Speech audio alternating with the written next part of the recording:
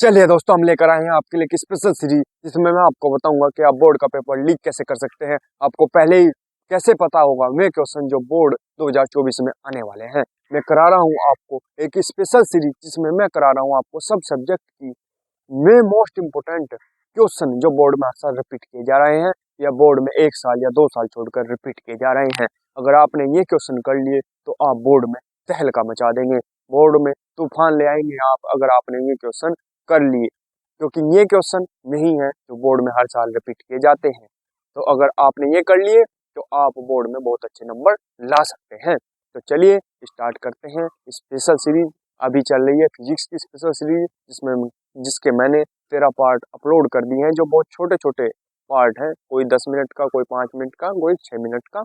अगर वो नहीं देखे तो प्लीज जल्दी जल्दी जाइए वो देख लीजिए, आपकी 2 घंटे में पूरी फिजिक्स कंप्लीट हो जाएगी। ठीक है, तो चलिए स्टार्ट करते हैं। आज मैं लेकर आया हूँ 14वां पार्ट स्पेशल सीरीज का, जिसका क्वेश्चन है क्या, प्रकाश विद्युत प्रभाव के नियमों का उल्लेख कीजिए। आई तीव्रता तथा न्यू आवर्ती का प्रकाश W कार्य फलन वाले धातु के पृष्ठ पर पड़ता है। प्रकाश विद्युत धारा तथा फोटो इलेक्ट्रॉनों की अधिकतम गतिज ऊर्जा का मान किस प्रकार परिवर्तित होगा जबकि आपतित प्रकाश की नंबर 1 तीव्रता समान तथा आवर्तियां भिन्न भिन्न हो, नंबर 2 आवर्तियां समान तथा तीव्रताएं भिन्न भिन्न हो। कब आया? 2019, 2020 और 2022 में आया। तो मोस्ट इम्पोर्टेंट है, अब की बार 2023 में नहीं आया, यानी 24 में आ सकता है। ठीक है, तो पर्सन इसका बड़ा है, उत्तर बहुत छोटा सा है। इसके बाद 2-3 लाइनें और हैं, तो देखेंगे क्या लिखना है इसमें। प्रकाश विद्युत उत्सर्जन के लिए आवश्यक शर्तें, क्योंकि ये आवश्यक शर्तें भी पूछी गई हैं 2 नंबर में 2017 या 18 में, इसलिए मैंने ये भी लिख दी। ठीक है, आवश्यक शर्त क्या है? प्रकाश विद्युत उत्सर्जन के लिए आपतित प्रकाश की आवृत्ति धातु की देहली आवृत्ति से अधिक होनी चाहिए। क्या? प्रकाश विद्युत उत्सर्जन के लिए आपतित प्रकाश की आवृत्ति धातु की देहली आवृत्ति से अधिक होनी चाहिए। पहला आंसर डाल लेंगे, फिर बड़ा सा हेडिंग डाल लेंगे, ठीक है, फिर ये लिख देंगे। अगर शर्त पूछी उसने तो लिखेंगे शर्त, वरना कोई लिखने की जरूरत नहीं है। जैसा ये पर्सन बना दिया ना, नियमों को लेख कीजिए, तो नियम लिखेंगे। हम यहाँ से स्टार्ट करेंगे। क्या लिखेंगे? प्रकाश विद्युत उत्सर्जन अथवा प्रभाव के नियम। उत्सर्जन आ जाए या प्रकाश विद्युत प्रभाव के नियम आ जाए, एक ही बात है। ठीक है, हेडिंग डाल लेंगे बड़ा सा। तो क्या लिखेंगे? नंबर 1 5 नियम है, लिखेंगे नंबर 1, किसी धातु की सतह से प्रकाश इलेक्ट्रॉनों के, किसी धातु की सतह से प्रकाश इलेक्ट्रॉनों के उत्सर्जन की दर धातु की सतह पर गिरने वाले प्रकाश की तीव्रता के अनुक्रमानुपाती होती है। ठीक है, नंबर 2 क्या लिखेंगे? उत्सर्जित प्रकाश इलेक्ट्रॉनों की, उत्सर्जित प्रकाश इलेक्ट्रॉनों की अधिकतम गतिज ऊर्जा आपतित प्रकाश की तीव्रता पर निर्भर नहीं करती है। नंबर 3 क्या डाल लेंगे? प्रकाश इलेक्ट्रॉनों की अधिकतम गतिज ऊर्जा आपतित प्रकाश की आवृत्ति के बढ़ने पर बढ़ती है। 3 नियम हो गए। अब चौथा देखो, चौथा क्या है? यदि आपतित प्रकाश की आवृत्ति एक न्यूनतम आवृत्ति से कम है तो धातु की सतह से कोई भी इलेक्ट्रॉन उत्सर्जित नहीं होता है। इस न्यूनतम आवृत्ति को देहली आवृत्ति कहते हैं। ठीक है, तो देहली आवृत्ति का मान भिन्न भिन्न धातुओं के लिए भिन्न भिन्न होता है। मान लिया अलग अलग धातुओं के लिए अलग अलग होगा। नंबर 5 क्या है?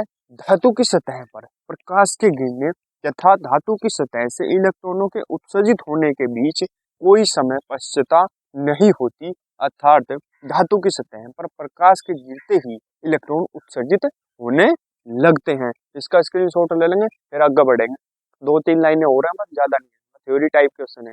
चलिए दोस्तों देखते हैं आगे। ये दे रखा था ना, तीव्रता समान तथा आवर्तियां भिन्न भिन्न, और नंबर 2 आवर्ती समान तथा तीव्रताएं भिन्न भिन्न। तो पहला क्या था? समान तीव्रता तथा आवर्तियां भिन्न भिन्न पर के प्रकाश आपतित होने पर। ठीक है, तो क्या कंडीशन होगी?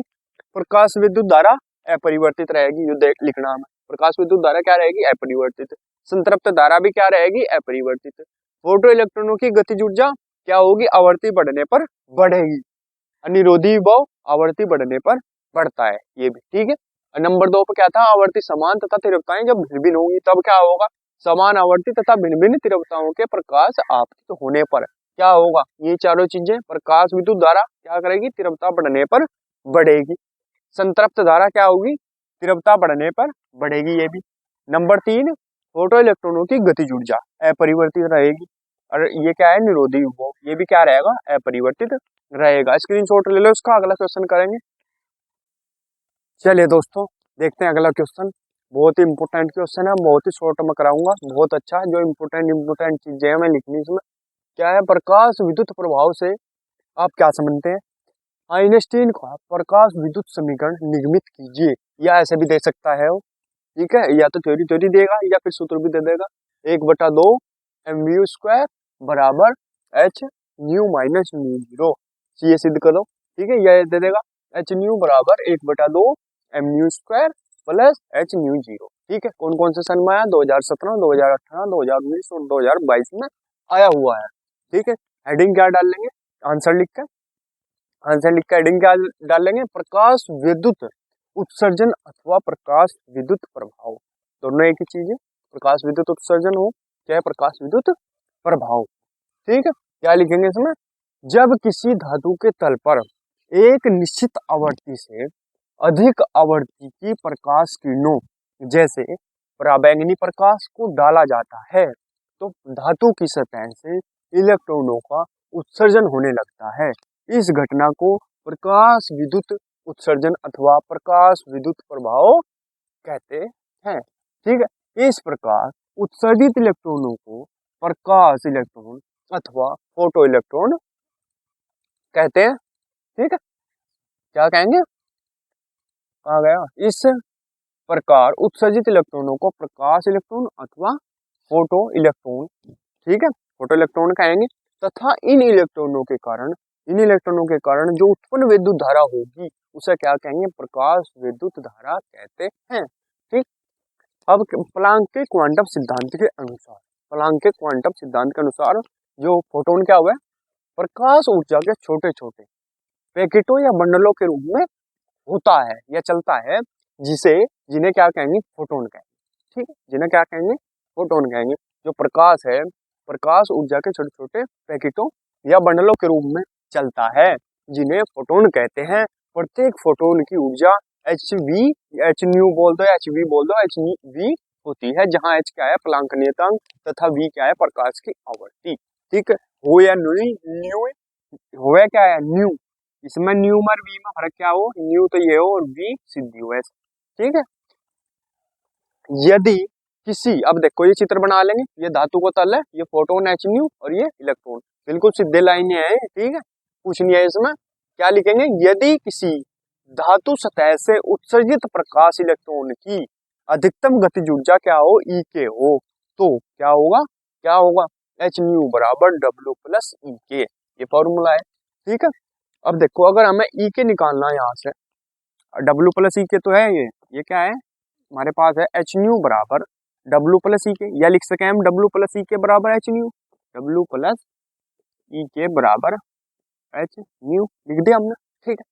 अब हमें निकालना है ई के, तो ई के बराबर क्या हो जाएगा, यहाँ से ई के बराबर हो जाएगा, ये जो डब्ल्यू है ये उधर चला जाएगा, उधर जाकर कहीं का हो जाएगा, ये माइनस का, तो क्या हो जाएगा, एच न्यू माइनस डब्ल्यू, इसलिए है ई के बराबर एच न्यू माइनस डब्ल्यू, ठीक है। जहाँ एच न्यू धातु में इलेक्ट्रॉन द्वारा अवशोषित फोटोन की क्या है, गतिज ऊर्जा, ना सॉरी फोटोन की ऊर्जा है, ठीक है। अब हमारे पास जो फॉर्मूला है कार्यफलन का, वो डब्ल्यू बराबर क्या होता है, एच न्यू जीरो, डब्ल्यू बराबर क्या होता है, एच न्यू जीरो। तो ये जो डब्ल्यू का मान है ये कहाँ रख देंगे हम, यहाँ, तो इसे मान लेते हैं हम इक्वेशन नंबर 1, ठीक है। स्क्रीनशॉट ले लो, फिर इसके बाद इसका हल करेंगे अंक, थोड़ा सा है बस, 2 लाइनें भी नहीं है। चलिए दोस्तों, करते हैं आगे। ये हमने इक्वेशन नंबर 1 मान ली थी, कार्यफलन डब्ल्यू बराबर क्या था, एच न्यू जीरो, ठीक है।